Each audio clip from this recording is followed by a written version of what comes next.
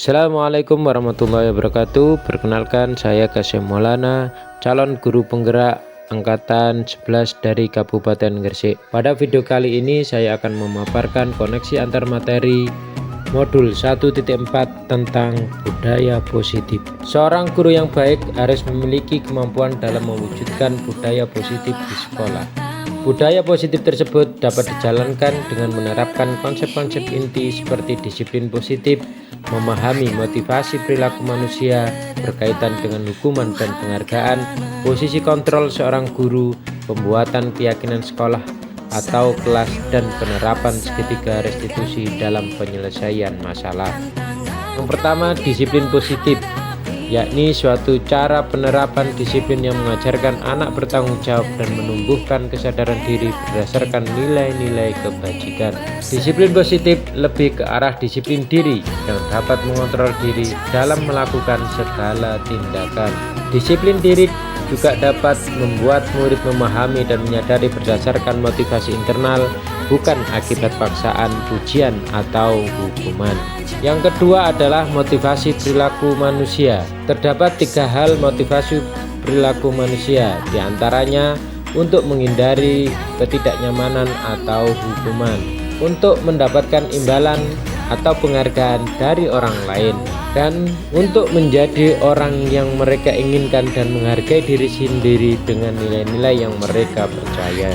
Saat guru memahami ketiga motivasi perilaku manusia, maka guru dapat memilah motivasi perilaku apa yang ada pada diri murid. Jika murid memiliki motivasi perilaku untuk menghindari ketidaknyamanan atau hukuman dan untuk mendapatkan imbalan atau penghargaan, maka motivasi yang ada pada diri anak tersebut masih berasal dari eksternal, sehingga guru berupaya untuk dapat menumbuhkan motivasi internal dalam diri siswa agar dapat memunculkan pribadi yang menghargai diri sendiri dengan nilai-nilai yang mereka percaya.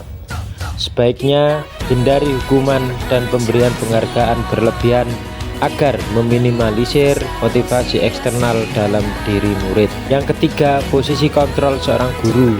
Terdapat 5 posisi kontrol seorang guru, yaitu sebagai penghukum, pembuat merasa bersalah, sebagai teman, pemantau, dan manajer. Antara kelima posisi kontrol tersebut, sebaiknya seorang guru menggunakan posisi kontrol sebagai manajer.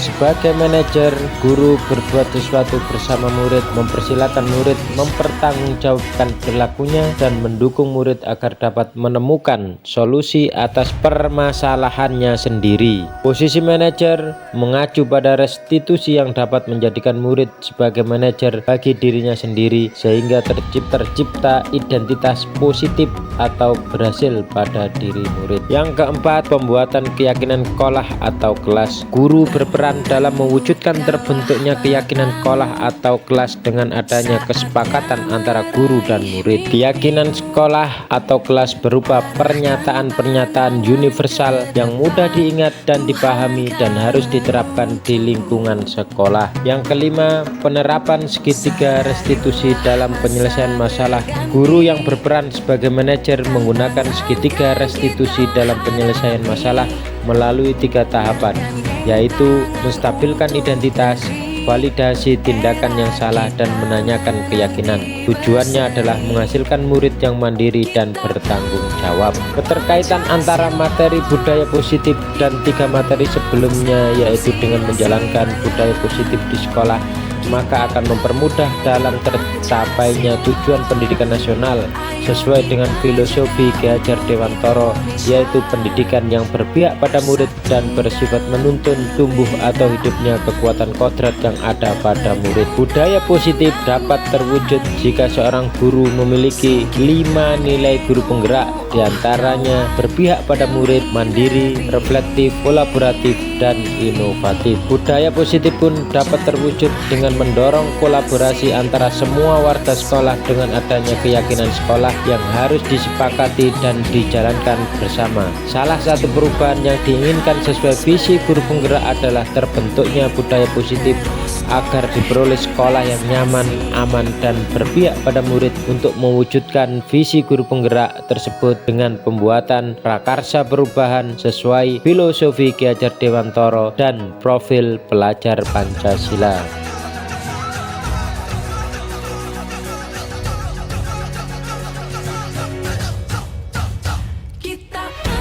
Saya sudah memahami konsep-konsep inti dalam modul budaya positif berkaitan dengan disiplin positif, teori kontrol, teori motivasi, hukuman dan penghargaan, posisi kontrol guru, kebutuhan dasar manusia, keyakinan kelas, dan segitiga restitusi. Seluruh konsep inti tersebut harus diresapi dalam diri, diwujudkan dalam tindakan, dan dibagikan kepada rekan guru di sekolah.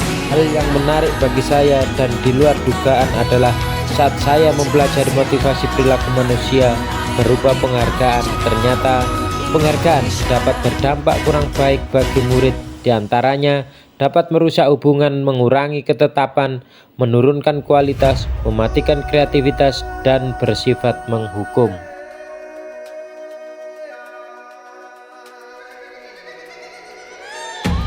Yang terjadi setelah saya menyadari posisi kontrol yang biasa saya lakukan adalah sebagai penghukum dan pemantau, seharusnya sebagai manajer dengan cara menangani masalah menggunakan segitiga restitusi.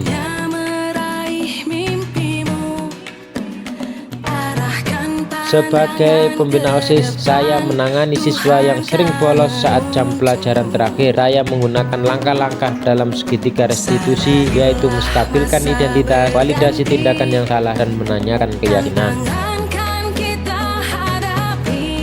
Perasaan saya sangat termotivasi untuk terus memperbaiki diri sesuai dengan nilai-nilai budaya positif di sekolah. Hal yang sudah baik menurut saya adalah sudah mulai munculnya motivasi internal pada murid untuk melaksanakan budaya positif sesuai nilai-nilai kebajikan yang diyakini. Dan yang harus diperbaiki adalah posisi guru harus sebagai manajer.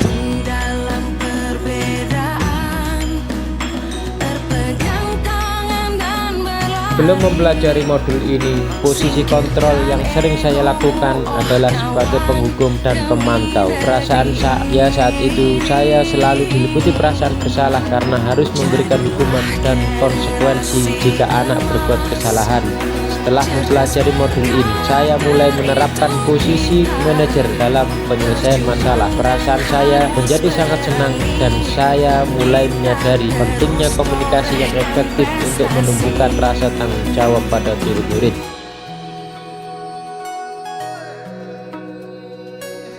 Sudah pernah saya lakukan, namun saya hanya menggunakan satu tahapan saja, yaitu menstabilkan identitas dengan memberikan pernyataan setiap orang pasti pernah berbuat kesalahan atau tidak ada manusia yang sempurna.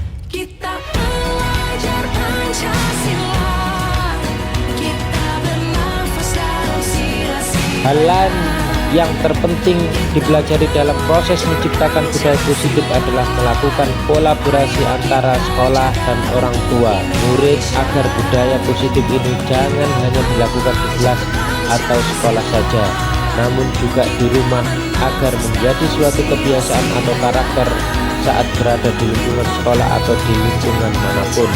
Rancangan tindakan untuk aksi nyata. Belakang, murid tidak suka peraturan karena selama ini jika melakukan pelanggaran maka mereka akan mendapatkan hukuman. Tujuan dari kegiatan ini adalah menciptakan murid yang memiliki kesadaran disiplin, menumbuhkan budaya positif di sekolah dengan meyakini nilai-nilai kebajikan universal. Dengan tolak ukur yang pertama, terdapat poster keyakinan kelas di dinding kelas. 2.